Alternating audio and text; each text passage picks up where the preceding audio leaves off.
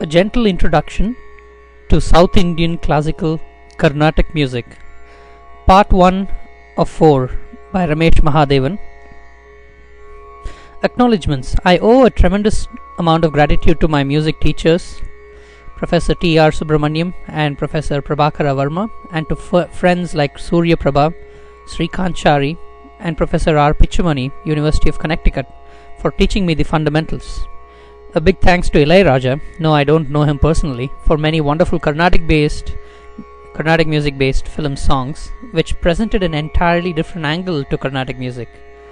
Finally, I owe it all to my friend K.S. Balaji for introducing me to Carnatic music. I am also fortunate to be friends with several folks who are very knowledgeable about music. I learnt a lot from them, and many of them have been active on the music boards, B-boards, one time or the other. A short list of these people are Professor S. Mahadevan and Monica, Vanderbilt University, Professor Venkata Subramaniam and Vyuju, Purdue, Mukund Srinivasan, Chandramouli, AT&T, Professor V. Krishnan, University of Texas, Srinivasan Gopalaswamy, Carnegie Mellon, Srinivasan Pichumani, and Kannikeshwaran. And it's always a pleasure to acknowledge how much I benefited from Rajan Parerkar and his immense knowledge of almost every aspect of Indian music. Read by Shivkumar Kalyan Raman. What is the focus of this primer? Many of us have grown up in India where we were exposed to Indian classical music in one form or another. However, if you are not from a musically inclined family, the odds that you perceived classical music to be something esoteric that only a selected few could understand and appreciate, an occasional devotional song or a classically tuned film song, would have made you stop and take note. Your curiosity could have been aroused, but you may have quickly ignored. Your curiosity may have been aroused, but you may have quickly ignored the instinct and made a beeline for the usual pursuits in life. Even if you were interested enough to find out about classical music, you did not know what books to read or whom to talk to. Even if you managed to talk to someone, it is likely that the person made you feel inadequate about your lack of musical abilities or proceeded to give you a long lecture about music with a million buzzwords that confused you and weaned you of your curiosity. It is unfortunate that there is a total lack of simple, readable introductory texts on Indian classical music, especially when compared to volumes and volumes of elementary books available on Western classical music. No wonder an average college-educated person in the United States is at least mildly knowledgeable about Western classical music, whereas an average Indian, by and large, ignorant about the technicalities of Indian classical music. This primer is a feeble attempt to introduce Carnatic music in a gentle way, in a language we presumably all can understand. I want to be able to rekindle your interest and help you discover some of the quote method unquote and grammar of Carnatic music.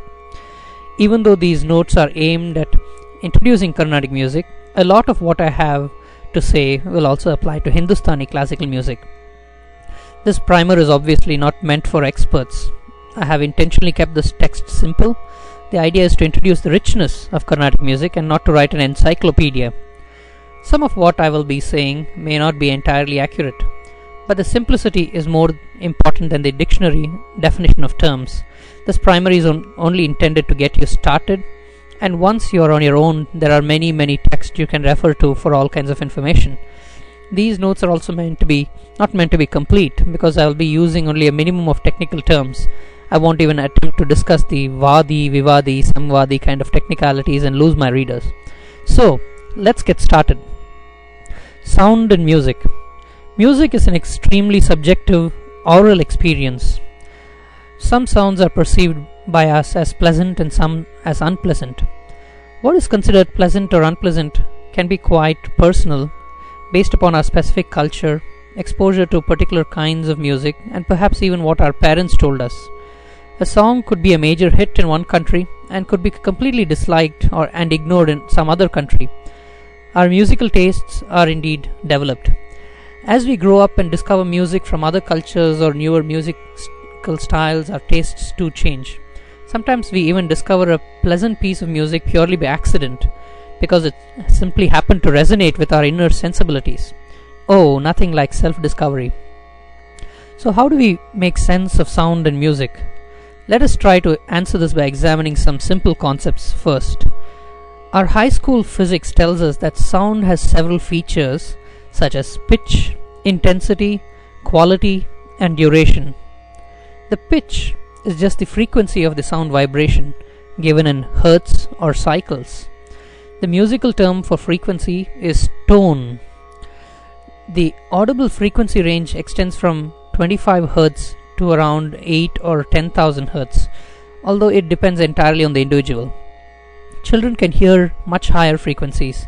At the low end of the range, even if we may not hear ultra low frequencies, we may feel the vibration as a tactile sensation. The intensity is the same as loudness and it is related to the amplitude of the sound wave. One should learn not to confuse the intensity with the frequency. For example, try to recite the nursery rhyme Ba Ba Black Sheep, Have You Any Wool? Okay, we will first stop now and actually recite it.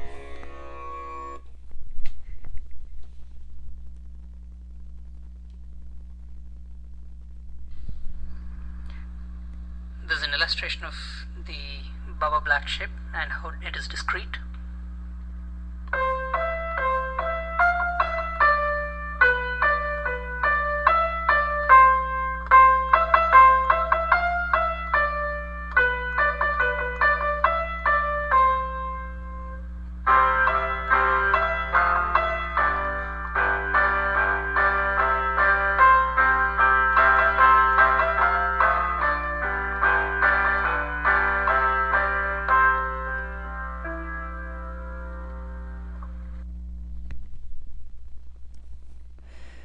When you come to the syllable black in the phrase black sheep, you are hitting a higher tone compared to Baba. It goes, this is the effect of frequency. You can feel it going higher. Now you can either whisper this nursery rhyme or shout your guts out. In either case, you are simply changing the what we call the intensity. The other attribute of sound, duration, is self-explanatory. How long you hold a note. It is simply the time during which the specific frequency or tone lasts. The term quality is more difficult to understand. It is simply a signature of the source of sound. It is a term which explains why a violin sounds like a violin and a drum sounds like a drum. The two sounds are different, and that is called quality. This attribute is precisely the reason you can make out your mother's voice over the phone, even if she has a horrible cold. The bottom line is, when you or an instrument produce sound, you not only produce one frequency, but also produce a spectrum consisting of several overtones. This is variously referred to as timbre or tone color. This constitutes the quality of that sound. Just to explain this concept some more, let's say you try to produce a single frequency with your voice. One way to produce a single frequency is to get a keyboard and keep pressing one of its keys and you hum along till you resonate. If you actually analyze the waveform you produced, you will see not only a significant amount of the frequency you are trying to produce, but also small amounts of other frequencies, which are the overtones. The exact composition of overtones you produced is in some sense the signature of your voice and constitutes its quality. This should also set you thinking. Just how in the world do you perceive sounds? How do you identify your friend's voice? Clearly you're not decomposing it into frequency components like what the electrical engineers call Fourier analysis. How do you sometimes make out which song it is simply by listening to a few notes? How is it that you can mentally visualize someone's voice, laughter, sounds, some past conversations, songs, etc.?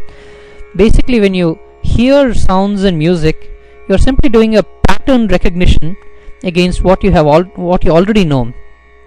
Over the years, your brain has stored a certain number of primitives.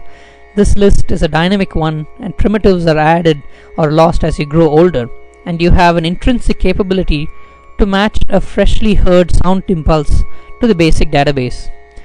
If you hear a strange sound that does not produce a match, sometimes you load it up as a primitive. An equally interesting exercise is this. Think of 5 songs you really like. Can you explain why you like them or what is in common with all of them? Can you explain and define your musical taste? Unfortunately, however, much analysis one does in terms of frequencies and so forth, it finally boils down to psychological factors when it comes to music and taste. Analysis is merely a tool to understand some of its structure. It can never explain why some musical sounds are deemed romantic or some are deemed harsh, or why some ragam is an evening ragam, if you believe in such things. Such mystique about music will come back to haunt us and will forever prevent us from understanding its totality in an objective manner. This is a simple stab at the psychology of sound perception. Let's get back to the business at hand. Western music, Indian music, and the keyboard. Let us examine the frequency aspect of music first. This is perhaps the most studied aspect as well. We mentioned that all music is produced in the audible frequency range, a range which varies from person to person. Although human ears cannot tell very high tones, musical instruments can produce frequencies, overtones, even beyond the threshold of human hearing.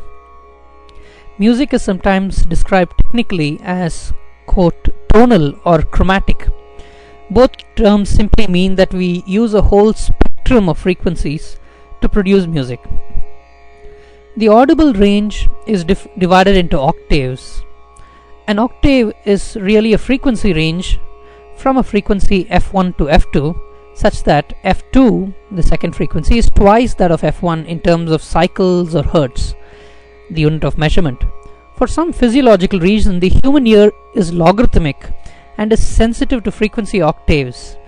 The audible frequency is then comprised of many octaves. We can choose any number to be our f1, and of course f2 is twice or 2 times f1.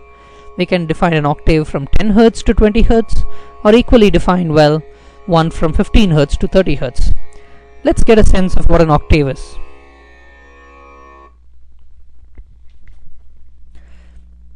This playing of an octave is done by Harihar.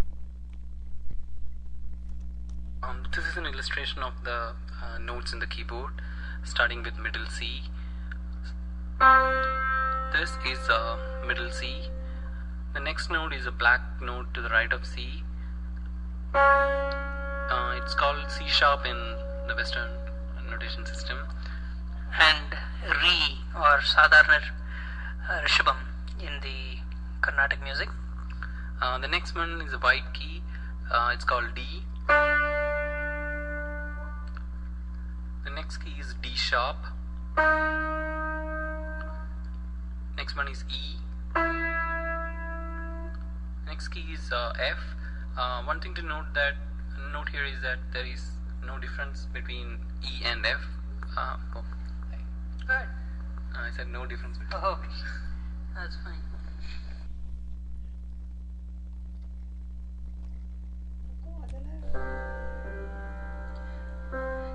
This piece will illustrate the middle C octave in the Western music scale, and will also compare it with the Dvadasha Swarasthanas, or the 12 Swara Sthanas, or the places of the 12 notes in the Carnatic music scale.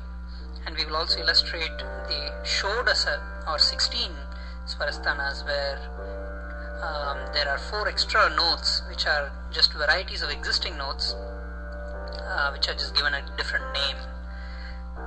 So the thing which is going on in the background is the Sapasa in the C or middle C scale. Now we will start with Harihar illustrating the middle C scale and giving the note and its description as in the Western music, followed by the same thing in the Carnatic music. The first note is C, middle C. The next one is a black note to the right of C, and it's called C sharp, or alternately it can be called D flat. next note is D. The next note to the right of D can be called D sharp or E flat. Then comes E. The next note is F. To the right of F comes F sharp or G flat. Next comes G. G sharp, A sharp or B flat, B, and C. So when we reach the higher C, we have come to the end of an octave, and the frequency of the higher C is double the frequency of the lower C we played initially. So sa, sa.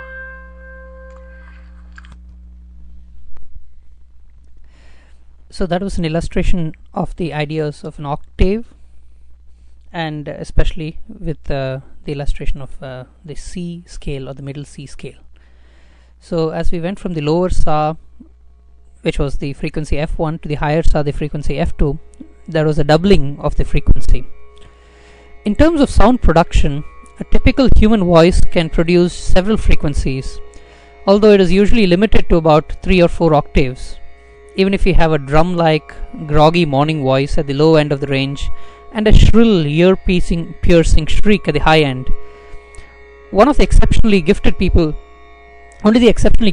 can produce a wide range of vocal sounds spanning several octaves. Of course, there are those female Indian movie playback singers who can produce ultra-high frequencies which only dogs can hear clearly. By the way, we are only talking about primary frequencies and not overtones associated with the quality of our voices. Remember that overtones are higher frequency components but produced in much lower intensities.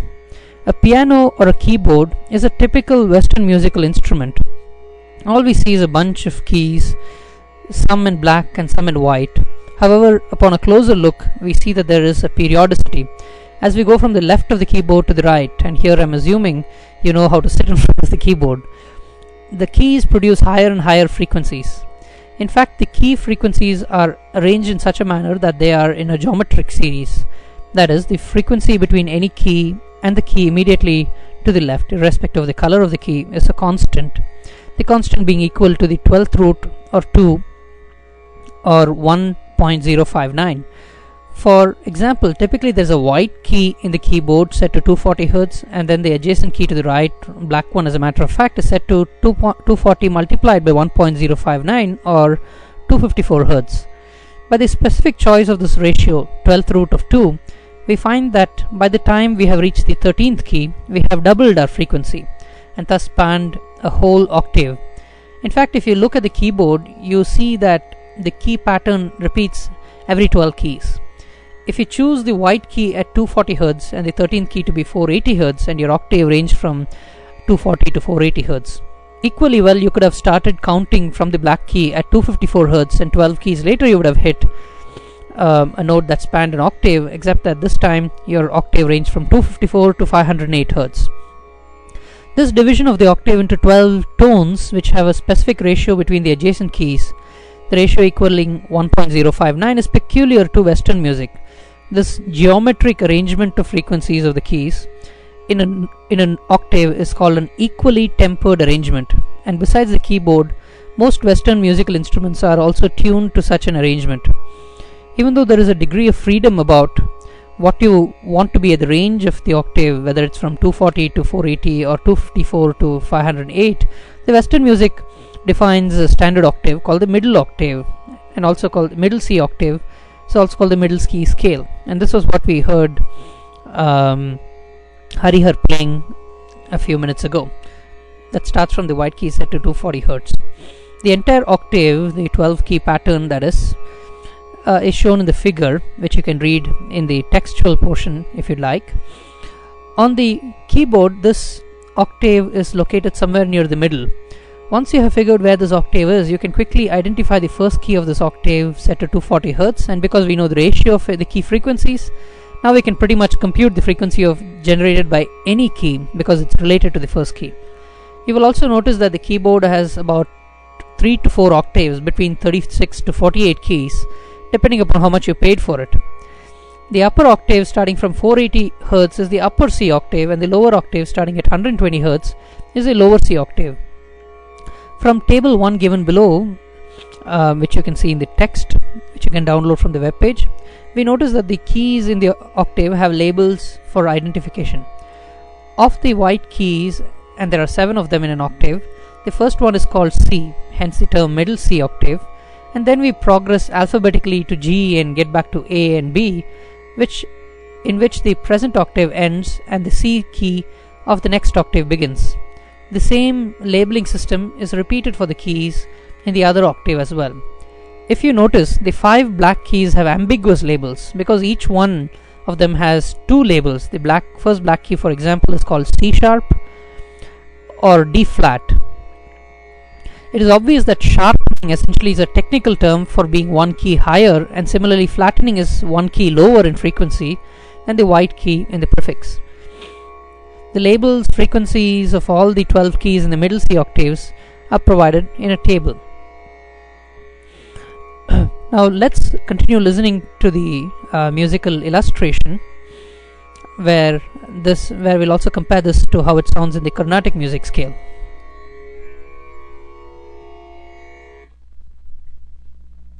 Okay, now we will see the same notes as labeled as swaras, or the Indian way of doing things. So this was C, we call it Sa.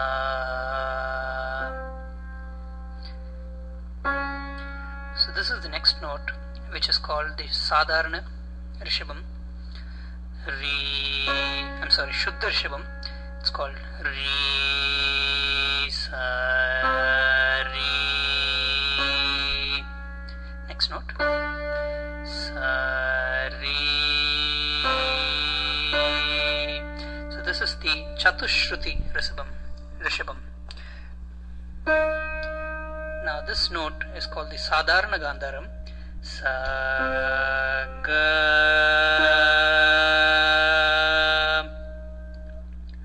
The next note, Ga. It's the Antara Gandharam. Next note, Ma. It's called the Shuddha Madhyamam. This is called the Prati Madhyamam. Ma. Pa. This is the fifth or the Panchamam. Sa. Pa. Dha is the Shuddha Devatam. Sa. Da. Pa. Da. This is the Chatushruti Devatam. Ni. This is the Kaisiki Nishadam. Pa, ni. Next note. Ni. It's called the Kakali Nishadam. Sa, which is the end of the octave. So what we have seen is the 2 varieties for the Devatam, Nishadam, Rishabam and Gandharam and Madhyamam, and 1 variety for the Sa and Pa, for a total of 12 notes. That is called the Dwadasha, or 12 note scheme. Now we will look at the Shodasa scheme. The only difference in this is that a few notes like Rishabam, Gandharam, Devatam, Nishadam have alternate labeling. Okay, so we'll start from Sa. Sa, and go to Chatushruti Rishabam. Sa, Re. No, next one. Re. Now this Chatushruti Rishabam can also be labeled as Gandharam.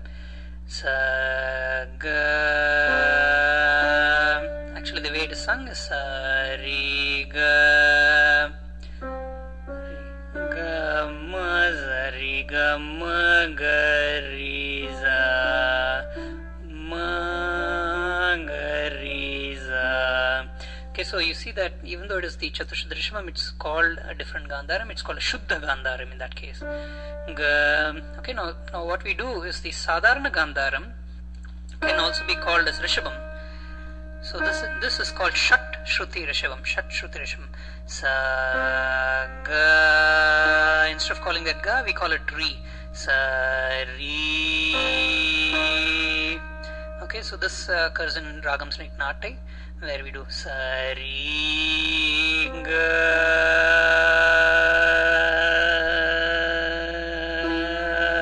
Sa Ri Ga Ma Pada Ni Sa Ni Va Ma Ga Ma Ri Sa. Okay, so that was Shat Shruti Rishabam. We go on to Daivatam. First we'll do Pa. Pada, Pada, and we call that Ni. Pani, Pada, Ni. So usually it's sung like that. So Pada, Ni, Sa. Okay, so Sa Ni Da Ba, Pada Ni Sa Ni Da Ba. Okay, so it has a sort of weird or Vivadi feeling about it. So that's why it's called a Vivadi Swaram. Okay, similarly in the Kaisika Nishadam, Ni can also be sung as Dha. Pada Ni Sa Sari Ga Ma Pada Ni Sa. So that comes in Nate. Okay, so these two extra varieties for Daivatam Nishadam and for Rishabam Gandharam add 4 more notes, and these artificial notes or aliased notes together with the 12 notes are called the Shodasa Swarasthana scheme.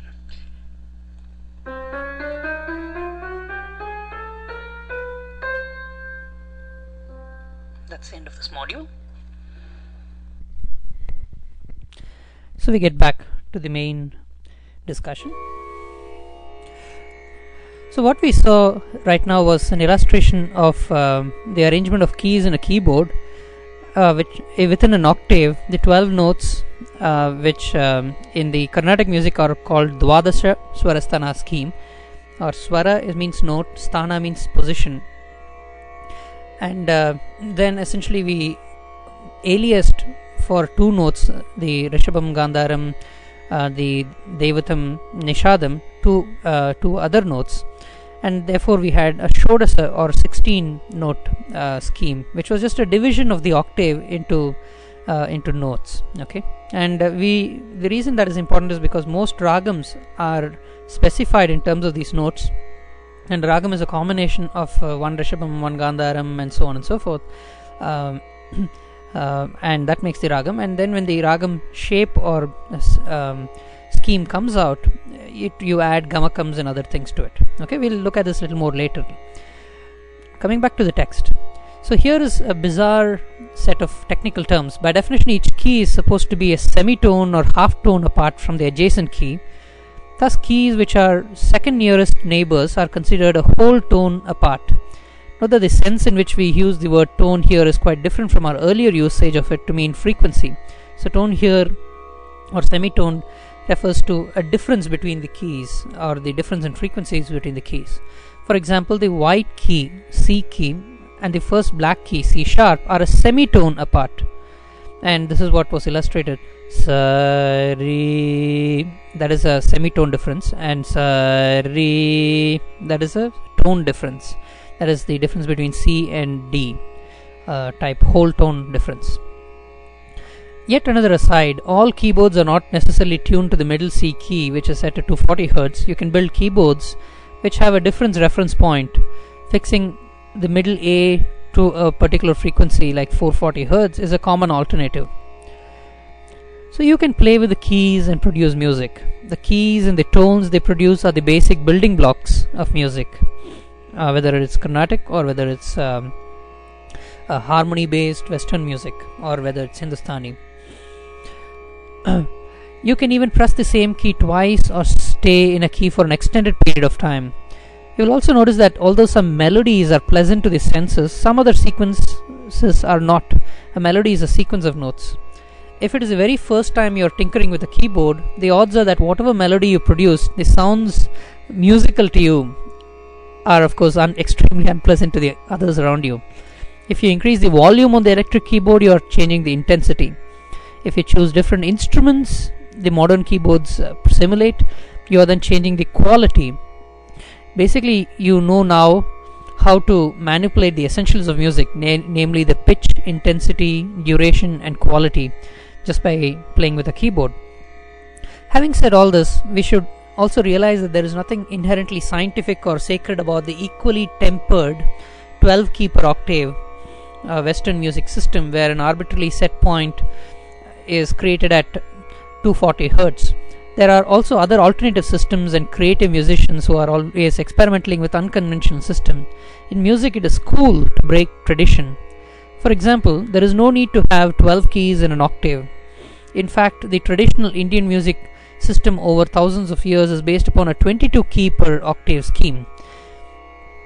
Even if you choose 12 keys to fill in an octave, there is no reason to tune them in a geometric progression. In other words, you don't have to have an equally tempered scale. You can locate your frequencies based upon some other non-geometric criteria, which might sound even better. Such scales in fact exist and are called just tempered scales. In fact, the Indian musical system uses one such scale. And in the final analysis, there is no need to even stick to the concept of octaves when producing music. In short, to produce music, there is no need for a grammar and rules. If it sounds pleasant, you're on. However, let's first learn the established grammar and tradition before we attempt to break them. Even though Indian musical systems are very different from the traditional Western music system, we can still get a lot of insight into Indian music using the equally tempered 12 keys per octave methodology, essentially because it makes things simple. Also, the keyboard is probably one of the easiest instruments to play. This has always been a bone of contention between traditional Indian musicologists and the quick and dirty folks like us. The Indian musicologists, traditionalists, will argue that we are compromising by limiting ourselves to just 12 tones per octave, when tradition dating thousands of years back categorically spells out 22 tones per octave. The 22 shrutis, or notes or tones, for the middle C octave is given in another table 3 in the text. By the way, the Indian word for frequency or pitch or tone is called shruti. A word of caution though, the term shruti has other several interpretations and meanings. Like for example, you hear the background set of notes which sets a background for singers. That is also called a shruti, and it's played in a instrument called the tambura, actually simulated on a CD here. We will come across several of these usages later of the term shruti. Why some Indian schools of thought even propose that there are infinite frequencies in an octave. The basic reasons for such demands for more than 12 shrutis per octave, that is discrete octave splitting, is that Indian music, not just Carnatic music, seems to flow through the frequencies, whereas a Western song seems to be jumpy, that is discrete. So we just heard the example Baba Black Sheep earlier, and let's now compare it to an Indian song. This is actually a film song, a movie song, Roop Tera Mastana. And you'll see that the Indian song seems to involve a lot of vocal acrobatics and nuances that not just go through piano-like jumps or discrete jumps, but goes through continuous set of notes. And this main difference we call a gamaka is the main difference between Indian and Western music scales. And we'll return to this point again in this primer. So let's listen to the song Roop Tera Mastana to get an idea of what I'm talking about.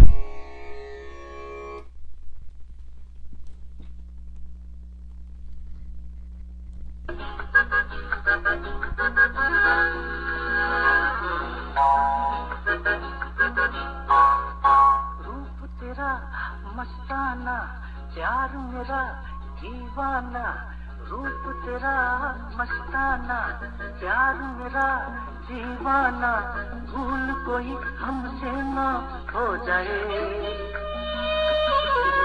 रूप तेरा मस्ताना प्यार मेरा दीवाना भूल कोई हमसे ना हो जाए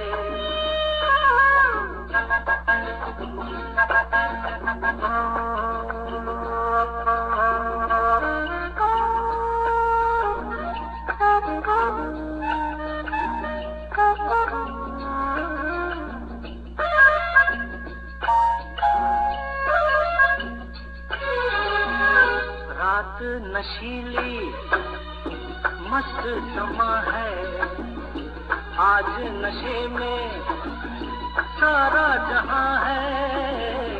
रात नशीली मस्त समा है, आज नशे में सारा जहां है। आए शराबी मौसम बहलाए, रूप तेरा मस्ताना, प्यार मेरा दीवाना, भूल कोई हमसे ना हो जाए।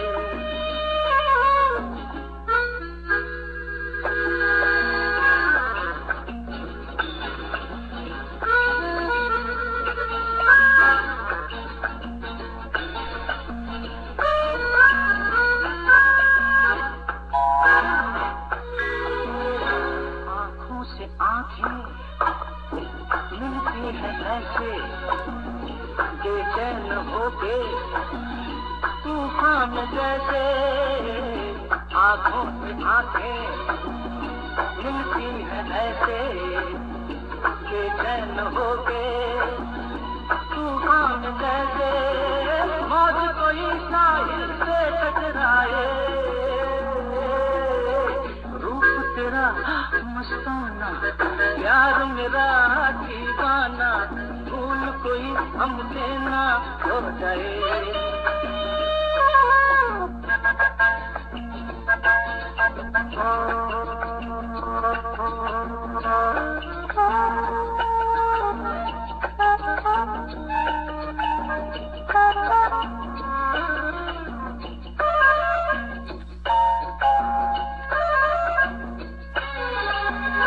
रोक रहा है हमको जमाना, दूर ही रहना, पास न आना। रोक रहा है हमको जमाना, दूर ही रहना, पास न आना। ऐसे मगर कोई दिल को समझाए, रूप तेरा मस्ताना, प्यार मेरा दीवाना, भूल कोई हमसे। So that was a song, Roop Tera Masthana. So the reason why we bring that into the discussion of classical music is that the ideas are quite similar to understand gamakas and several other aspects of Indian music. So you saw that there was a lot of mix of harmony and melody and lots of instruments which came in the song. But in a typical classical music concert of India, you would have just a few instruments and a main instrument or a vocalist who would be involved. So as compared to a much more elaborate orchestra in an Indian light music song.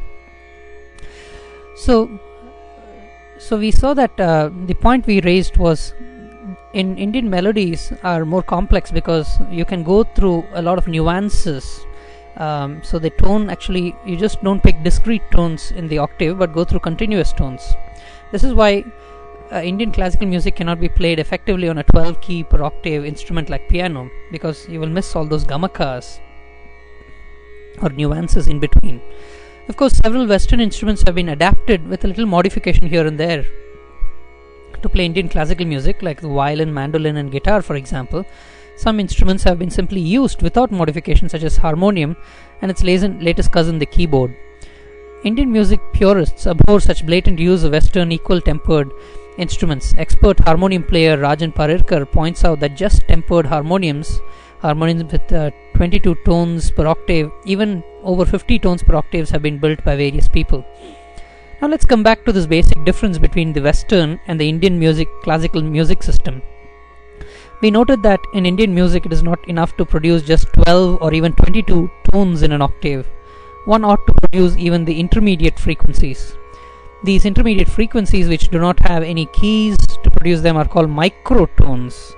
The Indian word for the microtone is called gamakam or gamak in Hindi. It is often very difficult to explain this concept clearly and precisely. If the C key produces 240 Hz and the C sharp key produces 254 Hz, what are the intermediate frequencies we are talking about? Does Indian music use sounds produced at 247 Hz? Treatises have been written in India about such microtonal aspects of music. Suffice it to say that microtones or gamakams tend to be clustered around primary key frequency, even though this need not be the case. Let me give you an example of a gamaka. So the note sa is sung as sa, and re is the tone rishabham. Ga ga sa re ga. So this combination comes in several songs. So we look at the gamakam for the note re. Sa re sa sa ga ri ga ri. So we sang that, but we sang it as re, and we call that as a gamakam for re. But the gamakam for re is essentially the approximation sa ga ri, and we sang it as the note re, sa re, and it's not just sa ga ri, that is just the approximation, because we sang the intermediate notes or the microtones as we sang the note beyond, over and above just sa ga ri. Okay. So we'll see more of these examples as we go later. Now that if you postulate that Indian music octave has 22 or 200 keys or infinity per octave, then what used to be a microtone in a 12 key system could now very well be a key itself. Of course, you can make a piano with such a large number of tones per octave. It may be a long piano and you need a superhuman dexterity to play it. But the positive side of it is that you will be able to play Indian music on it. The bottom line is that piano produces just 12 frequencies on one octave, and that is not enough to compose. And that is enough to compose a lot of Western songs, whereas to make Indian music, 12 keys are not enough in an octave. You also need gamakams. Let's talk some more about the gamakams or microtones. The vocal gliding and rolling in Indian music. Remember Kishore Kumar's yodeling and several of the examples we saw in the light music song Roop Tera Mastana. Whether it sounds good or not, these are examples of microtone usage, and I gave you an example of sagari gari. So there are gamakas. Let me give you an example of a usage in a varnam. A famous varnam is called Ninnu Kori. Ninnu Ko Gaghari Ri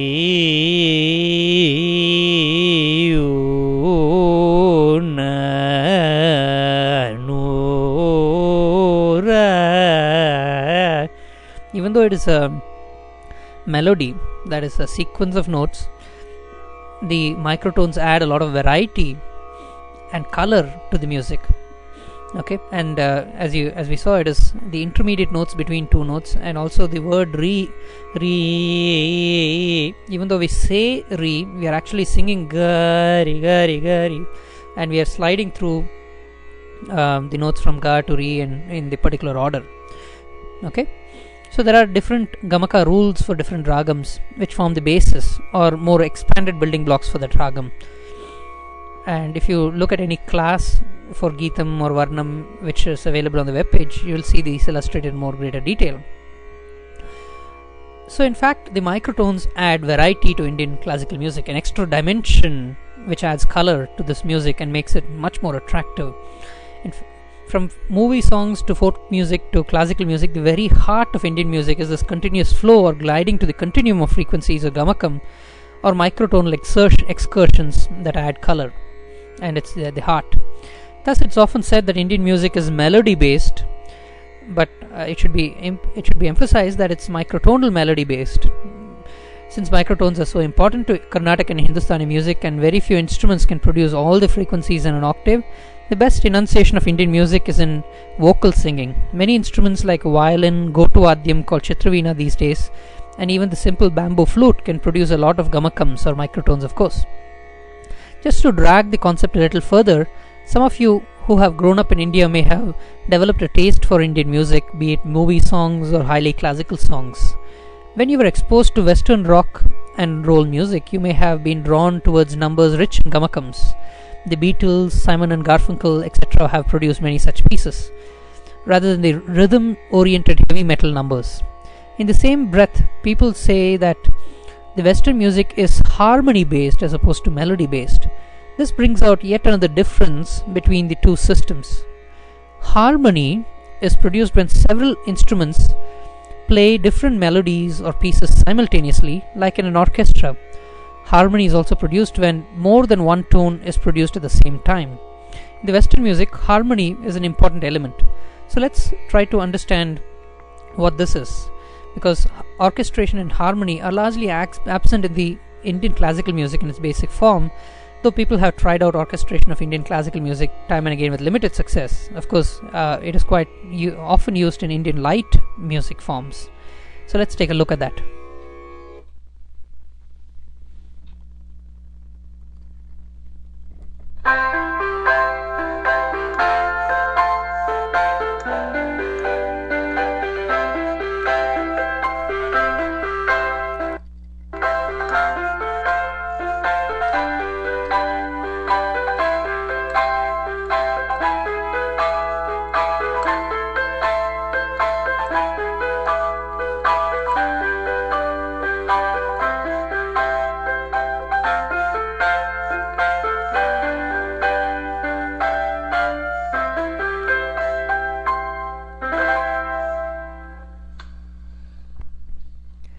That was Harihar playing the harmony for you.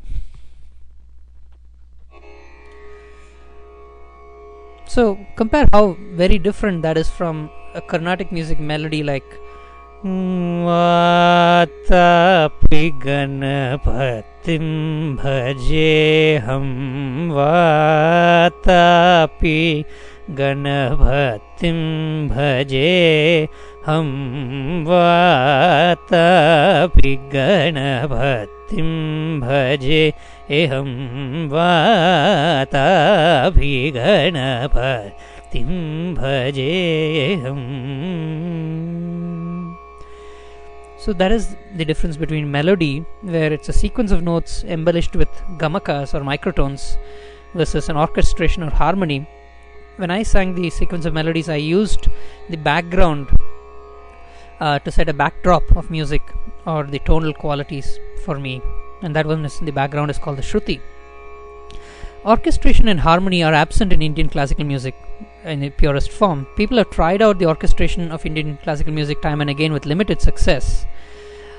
Even though you see multiple musicians in a concert, Indian classical concert, like a violinist and a mridangam player, the purpose of the violinist is not to provide harmony support. It is just to provide more melodic support and to reiterate or provide a shadow version of the melodies played by the main singer or sung by the main singer. There have also been probably as many Western attempts to compose and play Indian style melody based classical music. There is not such a market of fusion music except perhaps among fringe elements of the immigrant Indian community. Even if there's a jugalbandi, a standard fare in Hindustani classical music where two instruments or even vocalists are featured together, the musicians usually follow the same melodic pattern one after the other with minor variation rather than play different melodies simultaneously. Though the fusion musicians are growing in number, and folks like Guitar Prasanna, L. Subramaniam are all examples of people who are specialists in this art. There are a number of other differences as well between the two systems of music. Indian classical music, for example, does not use what are called chords or pressing more than one key simultaneously. Chords are a major aspect of Western music, and producing harmony via chords is a natural consequence of the equally tempered geometric series arrangements of the keys. So we saw that the usage of chords and the movement among chords in the harmony example we heard from Harihar. If keys were arranged in a just tempered sequence, pressing more than one key at a given time might produce an unpleasant sound pattern, resulting in what is called besur in Hindustani music or apaswaram in Carnatic music. By the way, it is one more advantage of equal temperament of pianos and keyboards is that it makes it easier to tune them. If they go out of tune every once in a while, they need to be tuned periodically, since each key is harmonically related to the other keys.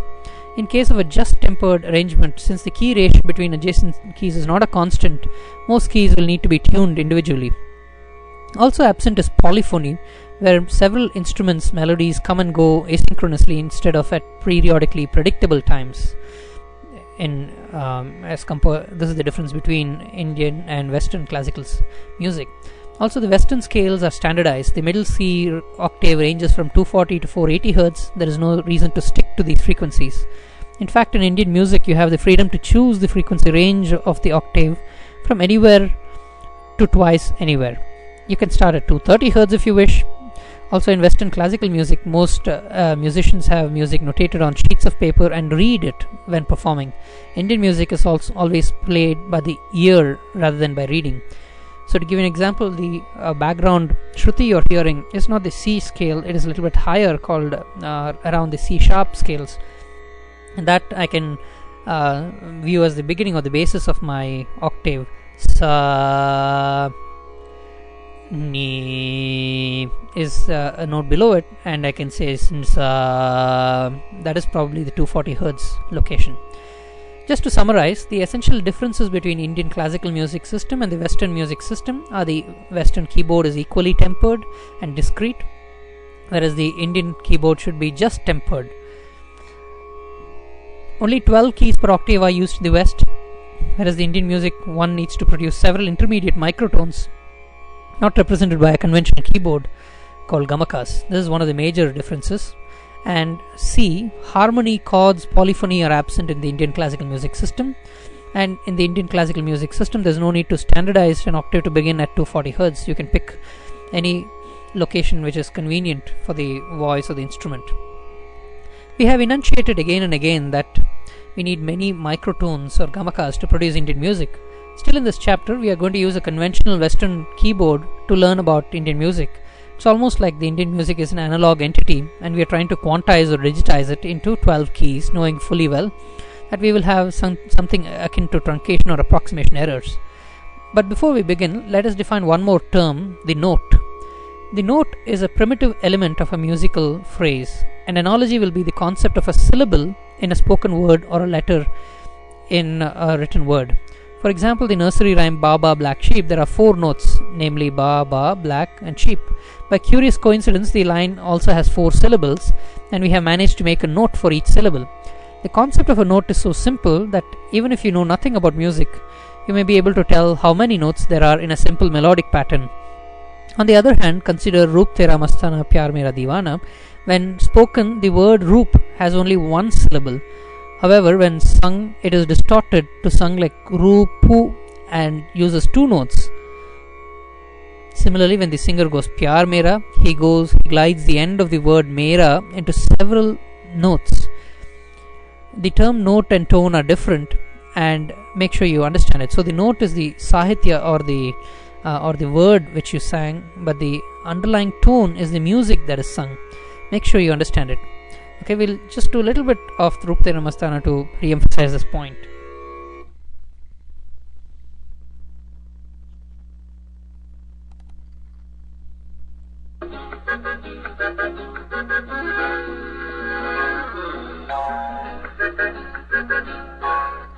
रूप तेरा मस्ताना प्यार मेरा दीवाना रूप तेरा मस्ताना प्यार मेरा दीवाना भूल कोई हमसे ना हो जाए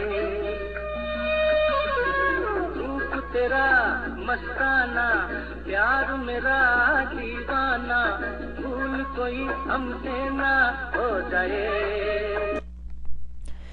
So we saw that the word Roop Tera was sang with different notes underlying it. So that is the difference between what we call swaram, a note, or sur in the Hindustani system, and the tone, which is the sahityam. Now we are ready to get more technical and tinker with any commercially available keyboard to learn about Indian classical music. A diagram showing a keyboard was given in table 2 in the text, except that we have now labeled the keys with the Indian names. Once again, 8 out of the 12 keys have unique labels, and the 4 out of the remaining keys 3, 4, 10 and 11 have ambiguous 2 possible names. Like the Western notation, the keys with the ambiguous labels are both black and white, 2 of each. In the Indian system, we do not use alphabets to label keys. Instead, we use short, meaningless syllables which go sa, ri, ga, ma, pa, da, ni. Don't beat me to death on this. I know there are etymological reasons for choosing these set of syllables. These 7 syllables are actually mnemonics to represent the notes, or what we call swarams in Indian music, and they are referred to as the sapta swarams or 7 swarams. So confusing as it may sound, and in Indian music we use the notes to represent the tones. Upon looking at table 2, we see that there are some 3 keys that can be designated as Re. Even they are designated as Re 1, Re 2 and Re 3, and they are all called Re. Okay, we saw an example of this earlier when we were looking at the notion of an octave, but let me give you an example again. Sa. The 7 notes are sa, ri, ga, ma, pa, da, ni, sa. It's very similar to do, re, mi. Now, there are several varieties of re, as I said. Sa, ri, that's one type of variety. Sa, ri, okay, that is another variety. And sa, ri, and you see there are usages for this. Ninnuko, that tree is sa, ri, and then Meru Samana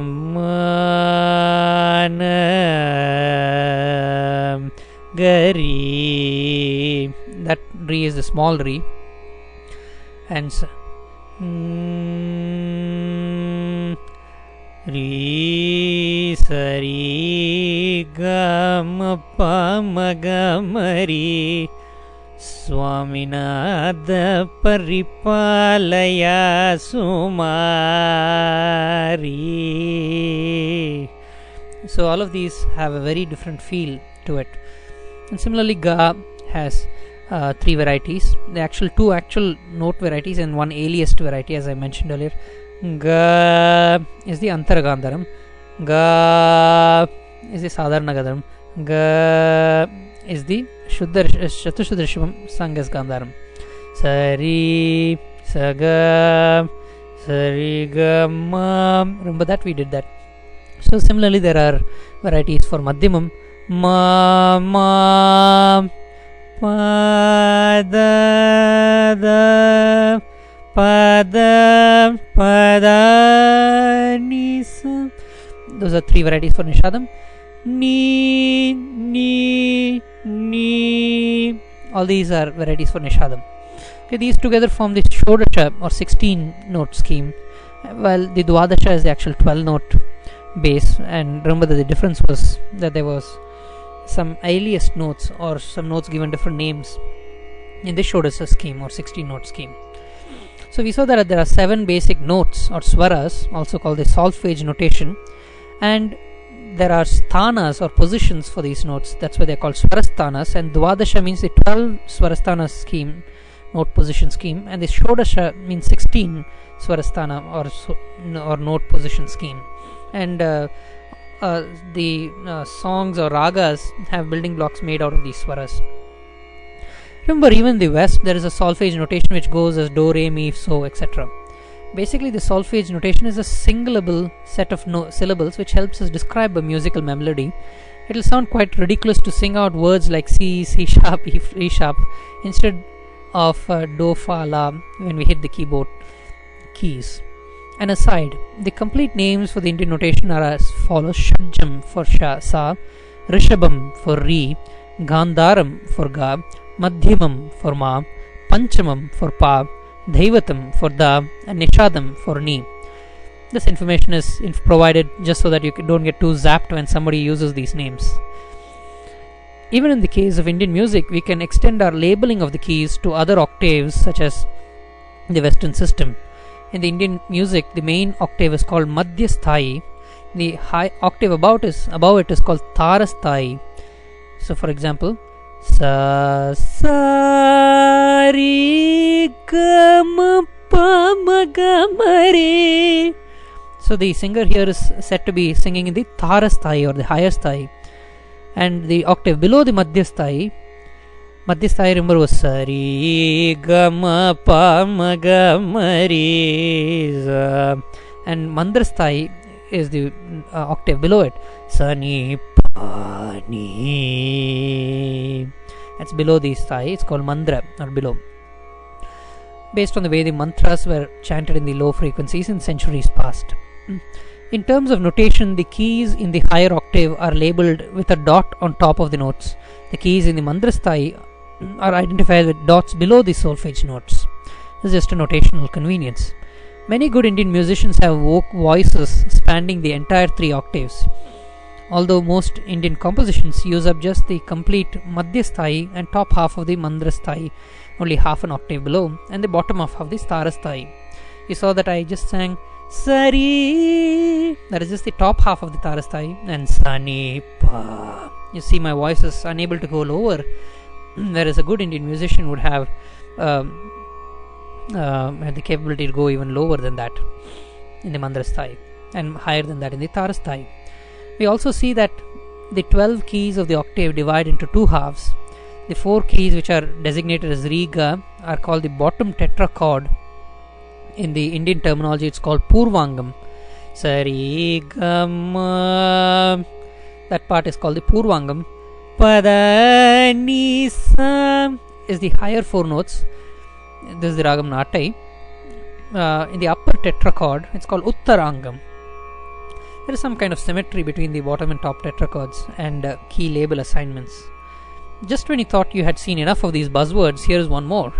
The starting pitch of a personalized voice octave relative to a standard octave determines your pitch of your voice. Your signature pitch or shruti, here we are using the word shruti to mean the starting frequency of your octave, is measured in a weird sounding unit called kattai. Half a kattai is a semitone and a full kattai is a whole tone. If your voice happens to start at 240 Hz, you have a 4 kattai shruti by definition.